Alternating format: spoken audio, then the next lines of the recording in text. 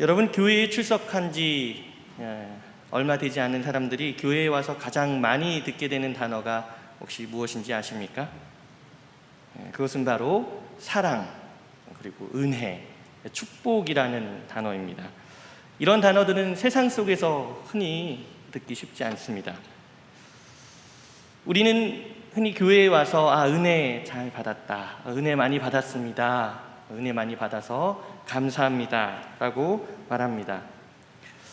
상당교회에 오셔서 여러분들이 제일 많이 듣는 건 무엇입니까? 사랑, 은혜, 그런 단어들도 있지만 우리 상당교회 프로가 되는 여러분 행복하십니까? 여러분 행복하십시오 라는 단어들을 제일 많이 듣게 되죠. 맞습니다. 여러분들 교회에 와서 듣게 되는 이 단어들, 특별히 아까 말씀드렸던 은혜라는 단어, 오늘 말씀의 제목을 정하면서 마음에 한 가지 고민이 생겼습니다. 처음에 정한 제목은 사도 바울의 삶에 나타난 하나님의 은혜라고 정했습니다. 그런데 계속 말씀을 준비하다가 제목을 바꾸었습니다. 오늘 놀라운 하나님의 은혜라고 마음을 바꿨습니다. 그 이유는 제가 신학생 때 너무 감명 깊게 은혜를 받았던 필립 얀시의 동명저서인 놀라운 하나님의 은혜, 그 책이 생각나기도 했지만 오늘 말씀의 주인공인 사도 바울의 인생을 보니, 말씀을 계속 묵상하다 보니까 그의 삶을 은혜라는 단어 없이 과연 설명할 수 있을까라는 생각이 들었습니다. 특별히 그가 우리에게 보여준 삶은 정말로 놀라운 하나님의 은혜인 것입니다. 제가 날마다 빠지지 않고 새벽에 나와서 기도하는 기도의 제목이 있습니다. 그것은 오늘 하루도 저에게 귀한 하루를 허락해 주셨으니 헛되이 사용하지 않게 하옵소서라는 기도입니다. 제가 사관학교 교회에 있을 때도 생도들과 아침에 기도회를 하면서 반드시 이 기도를 함께 나누었습니다. 이 기도는 제 삶의 신앙의 모토입니다. 신앙의 토대입니다. 오늘 하루 나에게 주신 이 하루가 다른 사람에게는 정말 갖고 싶었던 하루가 될 수 있기 때문입니다. 사랑하는 성도 여러분, 여러분들은 시험, 또 입사, 또 이직, 또 이사, 이런 것들을 통해서 다양한 사회적인 위치나 또 경험들을 하게 됩니다. 어떤 시험을 준비할 때 여러분들 그 시험을 준비하는 과정 가운데 있으면 여러분 어떻습니까? 외롭고 힘들고 어떤 과정을 준비하는 것이 굉장히 고통스럽게 다가올 때가 있습니다. 그 당시에는 참 어렵고 힘들었지만 나중에 시간을 다 지나다 보니 그 시간들을 회상해 보니 어떻습니까? 지금의 내가 된 것은 그때가 없었으면, 그 시간이 없었으면, 그 경험이 없었으면 지금의 내가 될 수 없겠구나 라고 생각되는 때가 있죠. 비단 이런 것뿐만 아닙니다. 여러분, 지금 이 자리에 여러분이 계신 것도 하나님의 은혜인 것입니다. 지금 살아있는 것도 여러분 하나님의 은혜인 것입니다. 무슨 말씀이냐? 오늘 하루에도 병에 걸려서 또는 사고로 또는 스스로 생을 마감하는 사람들이 많이 있습니다. 2016년 사망자 수 통계를 바라보니까 28만 1000명, 한 해에 죽은 사람이 28만 1000명입니다. 자, 머리를 빨리 돌리십시오. 한 해는 365일이니까 하루에 몇 명이 죽습니까? 다행입니다. 수학자가 없으시군요. 하루에 768명이 생을 마감합니다. 768명. 이 통계는 2015년과 비교해서는 하루에 무려 12명이 증가한 수치입니다. 1년 전체 통계로 보니까 5,100명이 늘었습니다. 점점 사망자 수가 늘어나고 있는 것이죠. 고령화 사회에서 고령 사회로 지나가면서 피할 수 없는 일인 것 같습니다. 그렇기 때문에 여러분, 이 자리에 오늘 하루도 은혜 가운데 살면서 예배의 자리로 나오신 줄로 믿습니다. 우리는 흔히 우리가 깨닫지 못하고 있는 내가 정말 그때 아니었으면 어쩔 뻔했을까, 내가 그때 신호를 어겼으면 어떻게 됐을까? 이런 경험들이 각자 다 있으신 줄 믿습니다. 날마다 오늘 하루 내가 잠에서 깰 때 하나님 오늘도 나에게 새 아침을 주셨군요. 감사합니다. 제가 애늙은이가 아닙니다. 이런 것들은 청년들, 젊은 사람들에게서는 이 기도를 찾기 어렵지요. 근데 제가 화요중보 기도 모임을 통해서 우리 나이 드신 권사님들과 함께 기도할 때마다 제가 기도의 자리에 나갈 때 지난주에 나오셨던 분이 이번 주에도 나오길 바랍니다 라는 기도를 제가 드립니다. 정말로 나이가 들어서 정말 하나님 곁에 가까이 갈 때가 오면 오늘 하루도 이 생명 주신 하나님 정말 감사합니다라는 기도를 드릴 수밖에 없는 것입니다. 아침에 깰 때 이런 기도를 드렸으면 저녁에 잘 때는 어떤 기도를 드려야 합니까? 하나님 오늘도 은혜 가운데 살게 해주셔서 감사합니다 라는 기도가 나와야 되는 것입니다. 우리가 두 눈으로 물체를 바라볼 수 있는 것도 하나님의 은혜입니다. 우리가 두 다리로 세상에 서 있을 수 있는 것도 하나님의 은혜인 것입니다. 우리의 두 코로 하나님께서 창조하신 이 창조 질서에서 공기를 마음껏 마시며 숨을 쉴 수 있는 것도 하나님의 은혜인 것입니다. 원래 그런 것은 없습니다.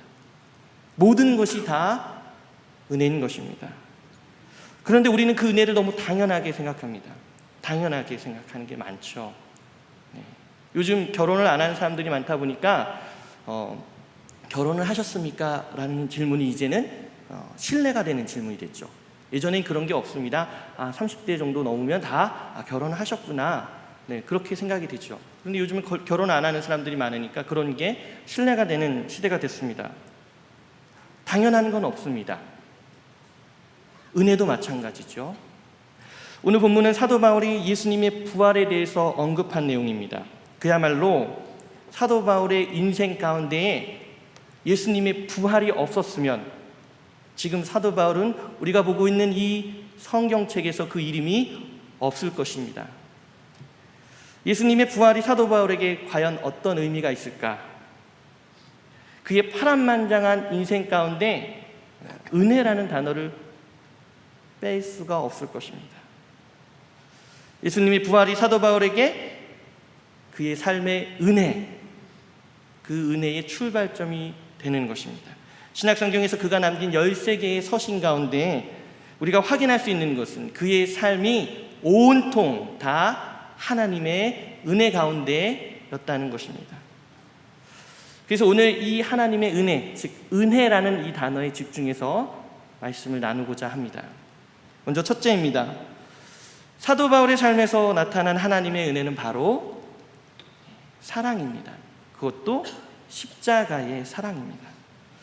오늘 본문에서 사도 바울은 1절부터 7절까지 예수님께서 부활하신 후에 제자들과 사람들에게 나타나 보이셨고 8절 이하에서는 만삭되지 못한 자신에게까지도 예수님이 보이셨다라고 고백하고 있습니다.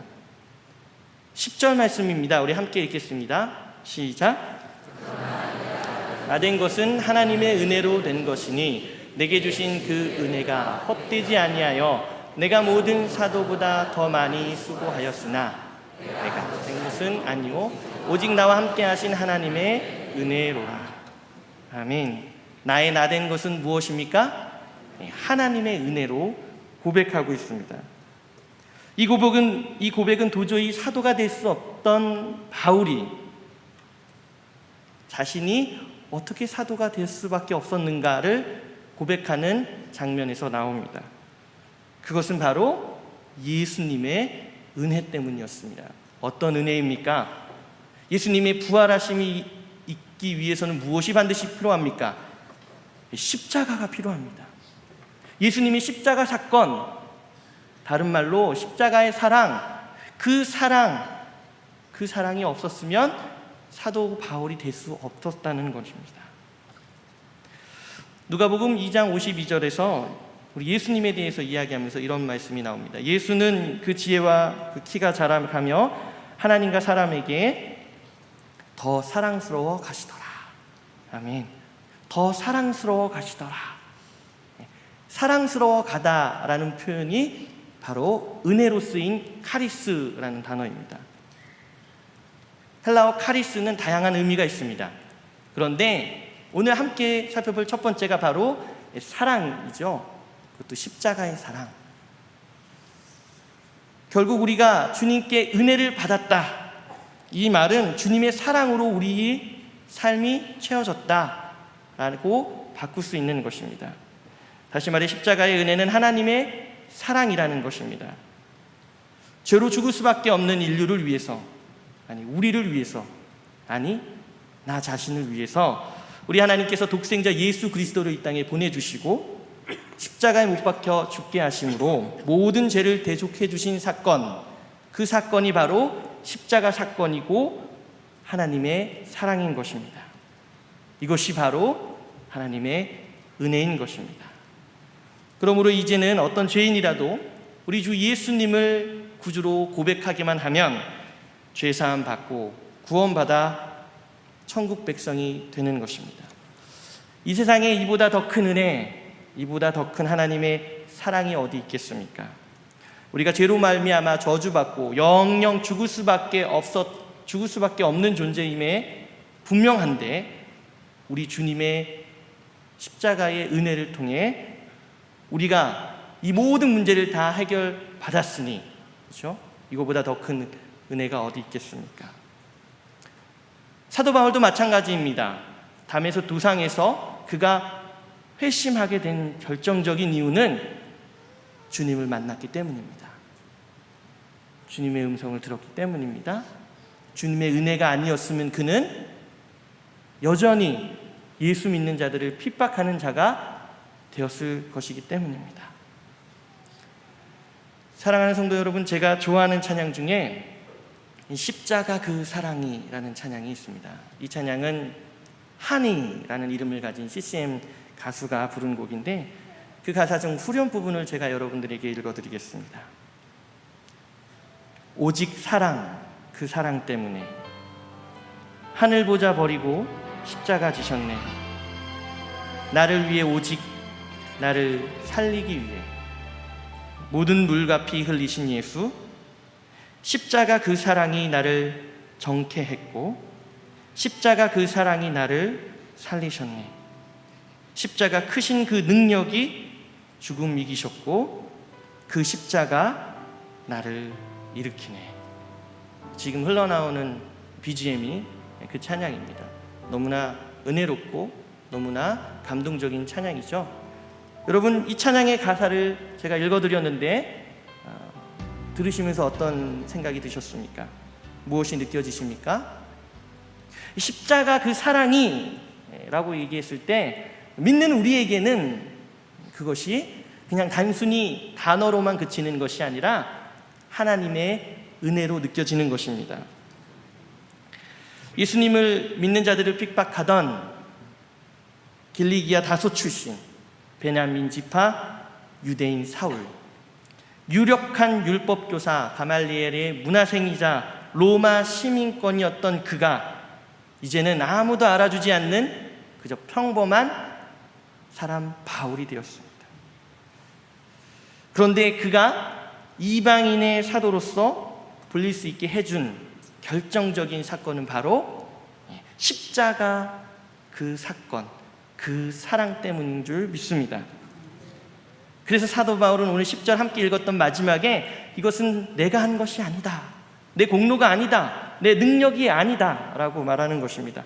오직 하나님께서 베풀어 주신 은혜다 라고 고백하는 것입니다. 여러분, 교회마다 십자가를 높이 세우는 이유를 혹시 아십니까? 여러분, 손을 드는 이유는 뭐죠? 내가 여기 있다라는 걸 알리는 거죠. 교회 십자가를 세우는 이유도 별반 다를 게 없을 것입니다. 교회가 여기 있다라는 것을 알리기 위함일 것입니다. 그런데 여러분, 여기에는 더 중요한 이유가 있습니다. 오늘 주일 낮 예배 때 우리 원로 목사님께서 일본 열도에 갔더니 이것이 보이지 않더라. 그 멋진 홍콩의 야경을 바라보면서도 이것 찾기 정말 힘들더라 그러셨죠. 그것이 바로 십자가입니다. 제가 예전에 남산타워, 지금의 N타워라고 불리죠. 서울의 남산타워에 올라갔을 때 전망대에 올라가서 바라보니까 멋있는 서울의 모든 모습 가운데 정말 많이 보이는 것이 있더라고요. 회전하는 전망대에서 이렇게 쭉 돌아봤는데 무엇이 보입니까? 다 가보신 것 같아요. 붉은색 또는 흰색 십자가였습니다. 어떤 이들은 이 광경을 보고 서울이 온통 다 십자가 밭이다, 공동묘지 같다 라고 말하는 사람도 있습니다. 그런데 여러분, 십자가를 바라보면서 공동묘지를 떠올리는 것이 아니라 십자가를 바라보면서 우리 예수님의 사랑을 떠올리시는 여러분이 되시길 바랍니다.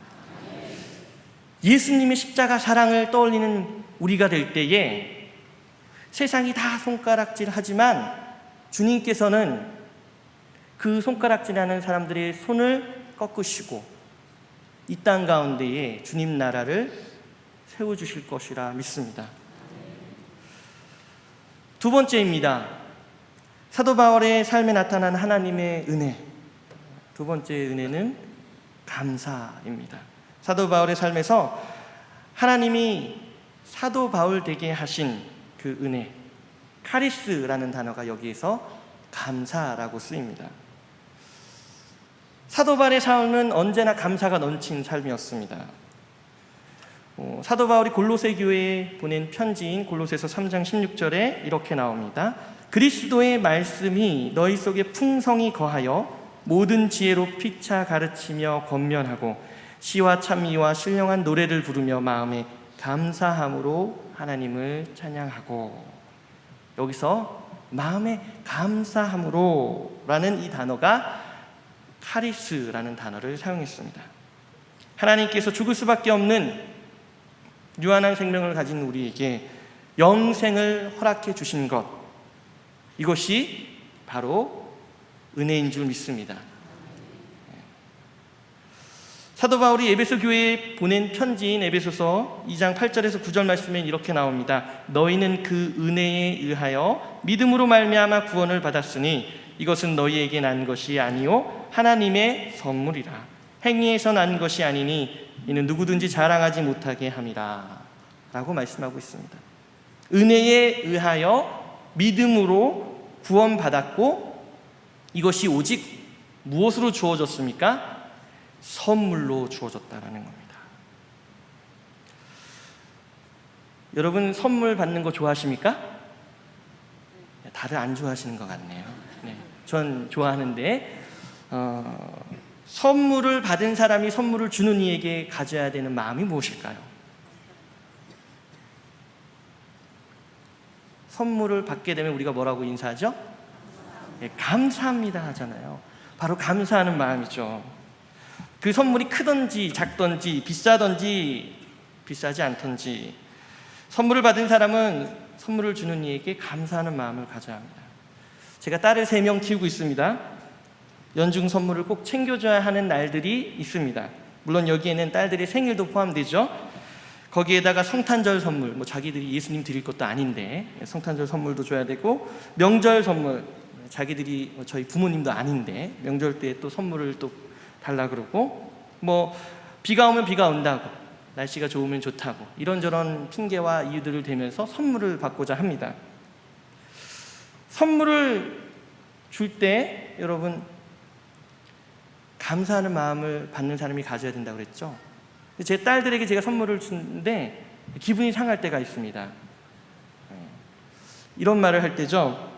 선물을 주고 난 다음에 아이들이 이런 반응을 보입니다. 선물이 이렇다 저렇다, 마음에 안 든다, 색깔이 왜 이러냐, 내가 원하는 건 이것이 아니다, 이건 아빠를 위한 선물이다, 즉 제가 나중에 쓴다, 이런 거죠. 어쨌든 구원을 선물로 받은 우리도 한번 생각해 봐야 됩니다. 하나님께서 우리에게 구원을 선물로 주셨습니다. 믿으십니까? 네. 구원을 선물로 우리에게 주셨는데, 하나님 고작 이거요? 네. 하나님 저한테 안 주셔도 되는데 왜 굳이 저까지 챙기십니까? 안 주셔도 되는데. 여러분 혹시 이런 고백을 또는 이런 투정을 하신 적이 있으십니까? 하나님께서 우리에게 구원을 선물로 주셨는데 구원을 선물로 받은 우리가 하나님께 드려야 되는 마음이 어떤 마음이어야 하겠습니까? 그것은 바로 하나님, 저를 구원해 주셔서 감사합니다 라는 마음이어야 할 줄로 믿습니다. 그것이 바로 온전한 믿음을 가진 자, 또 하나님의 말씀대로 살아가는 자들이 보여주는 믿음의 반응이라고 생각합니다. 여러분 혹시 삶에 불만족스러운 성도님들이 계십니까? 사도 바울은 예지력을 가지고 우리에게 데살로니가 교회에 보내는 편지에서 이렇게 말하고 있습니다. 우리 같이 한번 읽을까요? 시작. 항상 기뻐하라. 쉬지 말고 기도하라. 범사에 감사하라. 이것이 그리스도 예수 안에서 너희를 향하신 하나님의 뜻이니라. 아멘. 대단한 예지력이죠. 예. 우리의 삶 속에 내가 믿고 내가 거듭나고 내가 구원받았지만, 그렇죠? 우리의 삶이 불만족스러울 때가 있습니다. 그때 사도 바울이 우리에게 항상 기뻐하라, 쉬지 말고 기도하라, 범사에 감사하라, 이것이 너희를 향하신 하나님의 뜻이다 라고 말하고 있는 것입니다. 사도 바울의 이야기를 성경에서 읽다 보면 정말 사도 바울이 왜 이렇게 얘기했는지를 알 수 있습니다. 사도 바울은 항상 기뻐하고 쉼없이 기도하고 모든 것에 감사하는 삶을 살았습니다. 그가 마음에 이 말씀이 새겨져 있었기 때문에 그는 날마다 하나님께 감사하는 삶을 살았던 것입니다. 여러분 혹시 기도 노트라고 들어보셨습니까? 기도 노트. 어떤 노트에 자신의 기도의 제목과 또는 주변 사람들의 중보의 기도 제목을 적어놓고 기도하는 기도 노트. 내가 이 사람에게 기도를 이렇게 합니다. 그렇죠? 그리고 기도 응답을 되거나 그 사람의 기도 응답이 되었다는 것을 들으면 기도 노트에서 지우게 되죠. 근데 기도 노트 말고 여러분 혹시 감사 노트라고 들어보셨습니까?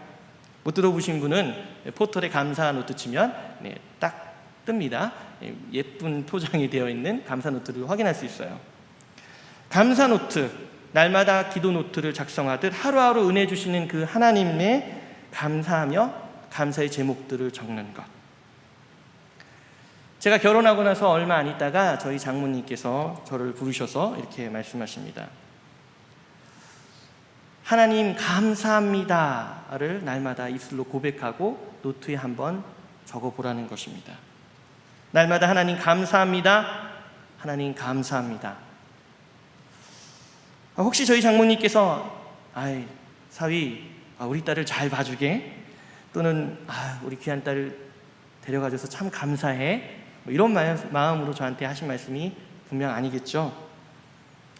장모님께서는 하나님 감사합니다를 하루에 500번 이상 쓰신다고 하셨습니다. 하나님 감사합니다를 적다 보면 어느덧 평범한 일상 속에서 내가 깨닫지 못했던 하나님의 귀한 은혜, 감사의 제목들을 떠올리게 되고, 그것을 적다 보니 정말 하나님 감사합니다를 고백하지 않을 수 없다라는 말씀이셨습니다. 장모님께서는 이 감사하는 삶을 통해 대장암도 극복하셨습니다. 그리고 장모님께서 정말 감사한 일이 넘쳐서 감사합니다라고 하라는 것이 아니라 정말 어렵고 힘들고 고통 가운데 있을 때도 하나님 감사합니다, 하나님 회복시켜 주실 줄 믿고 감사합니다, 하나님 그리 아니하실지라도 감사합니다. 이 신앙이 사도 바울에게도 동일하게 적용되는 줄 믿습니다.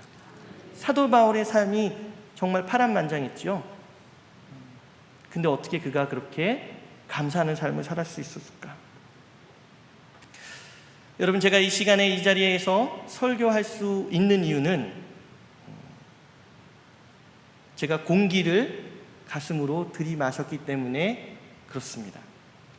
그런데 여러분, 이 공기가 감사하다고 느껴지신 적이 언제인가요? 저는 어둠을 싫어합니다.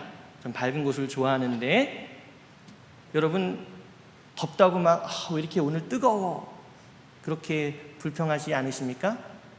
그런데 여러분, 저 하늘 위에 떠 있는 태양에게 야, 태양이 네가 떠 있어서 너무 감사해 라고 혹시 여러분 생각하신 적 있으신가요?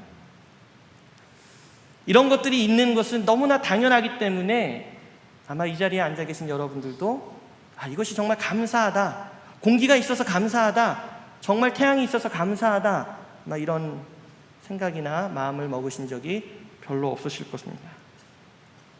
보통 작심삼일이라고 얘기하죠. 저는 이거를 좀 바꿔봤습니다. 여러분, 은혜 3일 아닙니까? 여러분, 여름 수련회에서 은혜 많이 받으셨습니까? 소리가 작아졌는데요.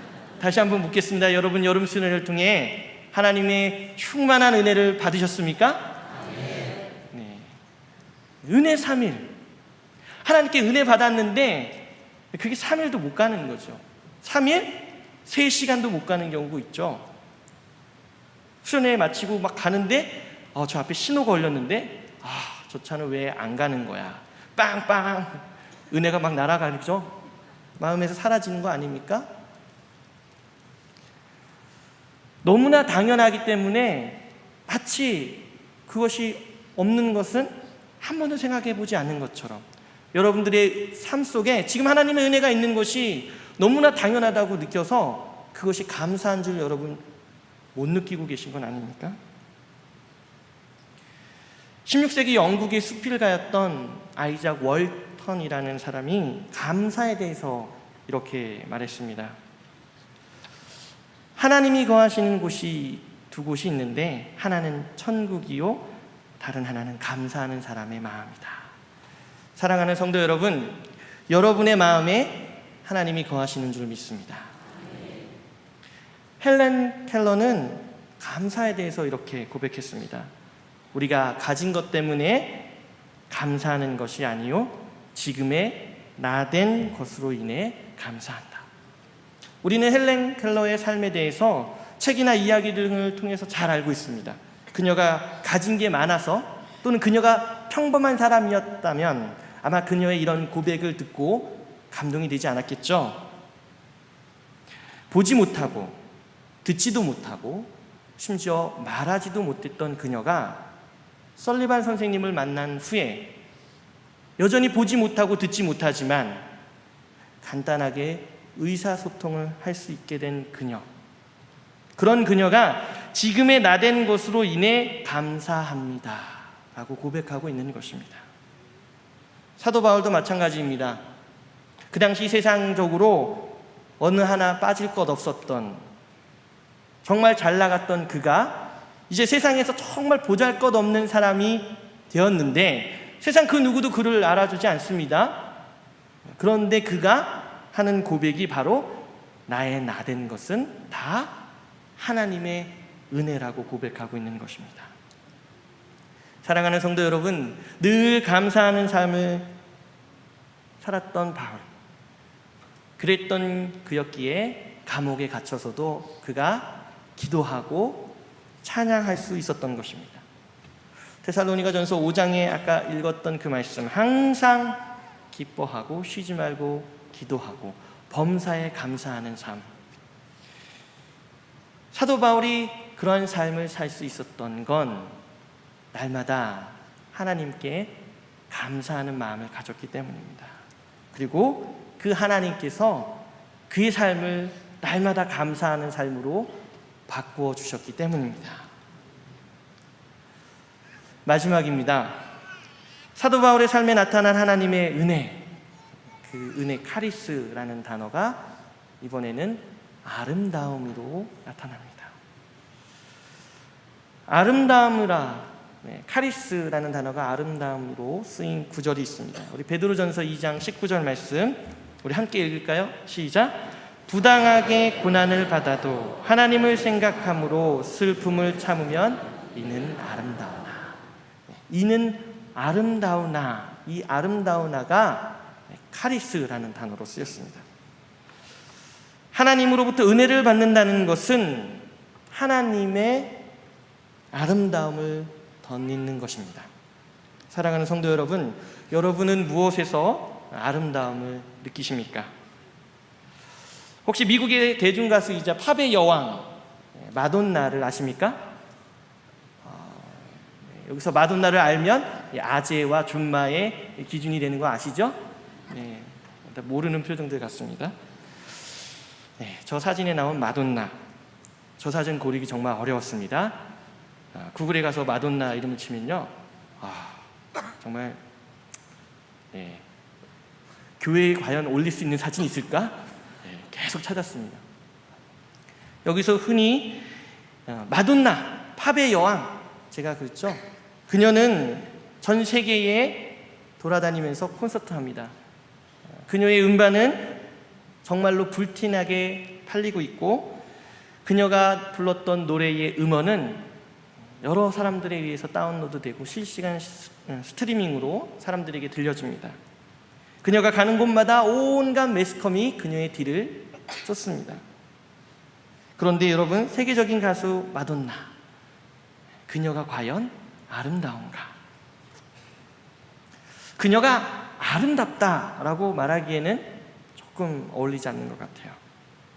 그녀의 화려한 퍼포먼스 이면에 그녀의 삶, 그 삶을 알고 보면 그녀의 팬들조차도 마돈나가 아름답다라고 말하긴 참 어려울 겁니다.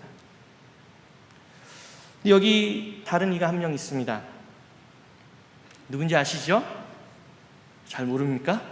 마돈나처럼 화려한 퍼포먼스나 웅장한 무대는 아니지만 마돈나 못지않은 아름다운 목소리로 하나님을 찬양하는 레나 마리아. 두 사진을 함께 올려주세요.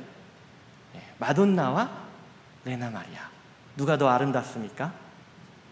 남자 성도님들, 우리 장로님, 안수 집사님, 집사님들, 누가 더 아름답습니까? 겉모습은, 그죠? 겉모습은 마돈나가 조금 더 아름답다고 표현하고 어울리는 것 같기도 하고, 그죠? 그런데 레나 마리아의 겉모습, 그녀의 모습은 마돈나에 비할 바가 아닐지 모르겠지만 영혼을 담아서 하나님을 찬양하는 그녀의 목소리, 그것은 바로 천상의 목소리와 같다고 할 수 있죠. 그녀는 전 세계를 돌아다닙니다. 마돈나처럼 전 세계를 돌아다니면서 찬양으로 하나님께 영광 돌립니다. 그리고 내면의 아름다운 모습으로 사람들에게 감동과 은혜를 끼칩니다.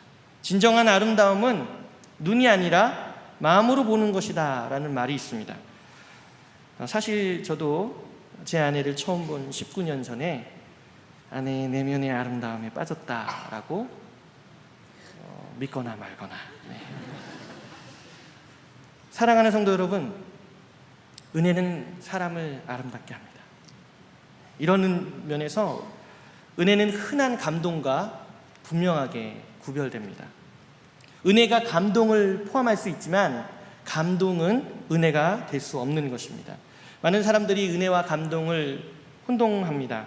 감동은 사람의 마음을 뒤흔들 수 있습니다. 눈물, 콧물 쏙 빼놓을 수 있어요. 그러나 그 어떤 웅장한 영화를 본다 해도, 그 어떤 감동적인 콘서트와 연극, 뮤지컬 공연을 본다 해도 감동은 감동으로 끝납니다. 야, 정말 멋있었어. 야, 정말 감동적이야.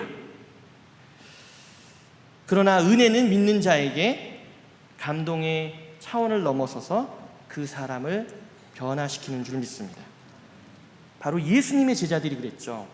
예수님의 제자들은 예수님과 동행하면서 많은 실수와 잘못을 저질렀습니다. 그러나 오늘 함께 읽었던 15장 1절부터 예수님께서 십자가에 고초당하시고 돌아가셨다가 3일 만에 부활하셔서 찾아온 사람들은 누구입니까? 제자들입니다.